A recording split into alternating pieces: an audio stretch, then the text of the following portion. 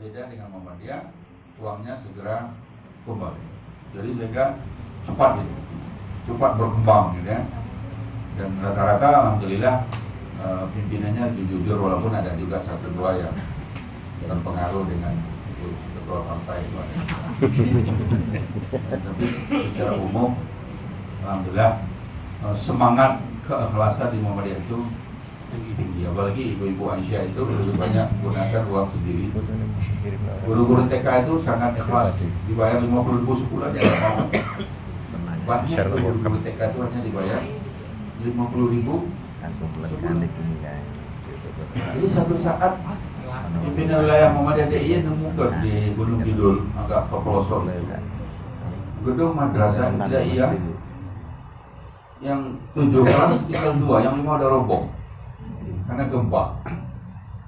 Lalu BUM instruksikan kepada UAD tolong dibangun. UAD datang sana mau bangun, ternyata tanah bukan punya mereka, akhirnya dibelikan tanah. Belikan tanah, dibangunkan gedung sekolah lebih dari 2 miliar, alhamdulillah.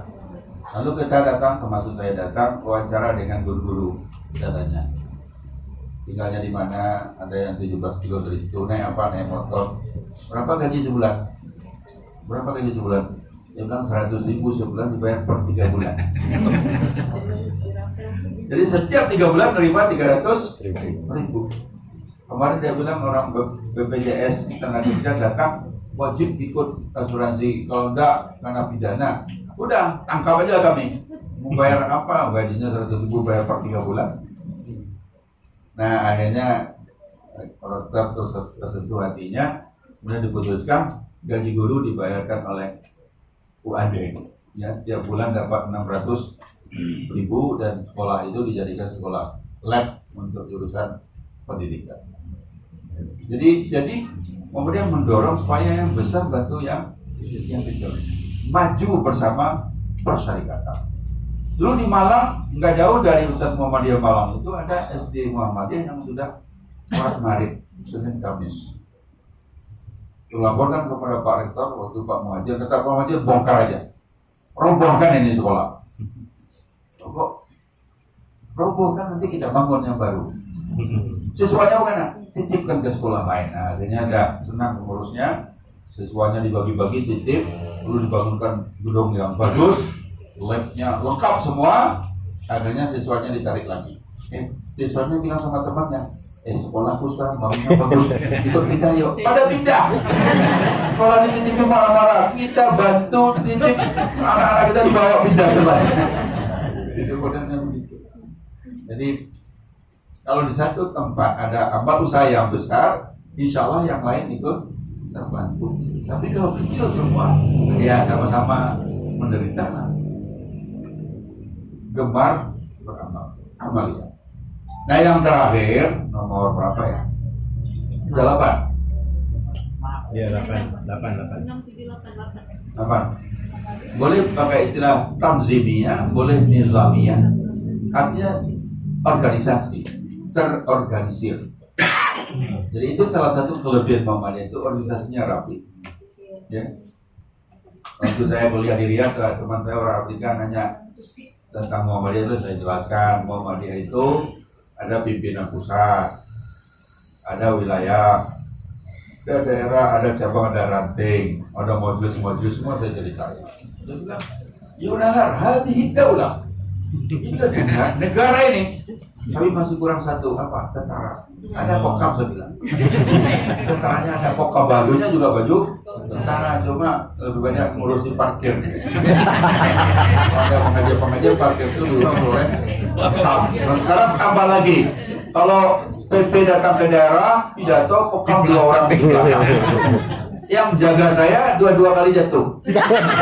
Yang jaga Pak Haidar udah 3 kali lebih jatuh.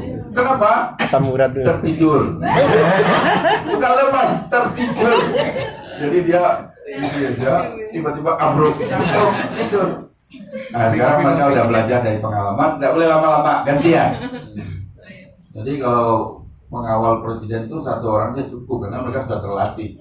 Ini disuruh diam, tidur dia. Kadang-kadang tidak ada kokam, tapak suci yang ngawal. Saya kalau ke daerah ada tuh saya tahu. Tidur. Jangan tidur ya.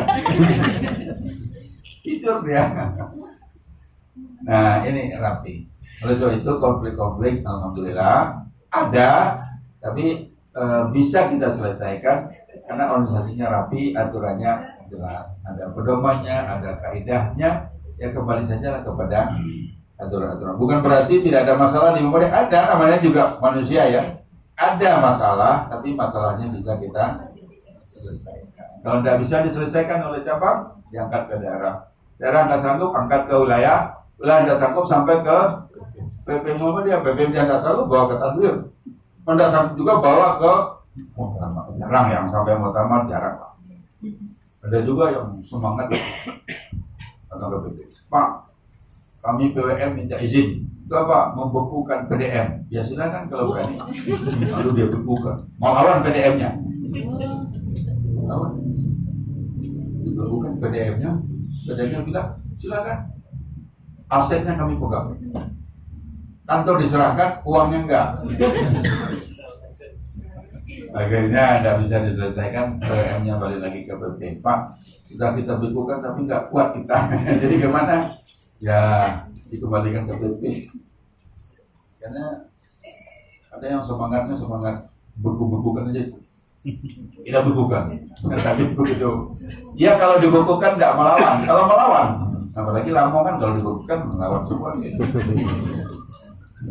Nah tetapi itu tidak merupakan kasus besar secara keseluruhan karena tertib organisasinya insya Allah berjalan.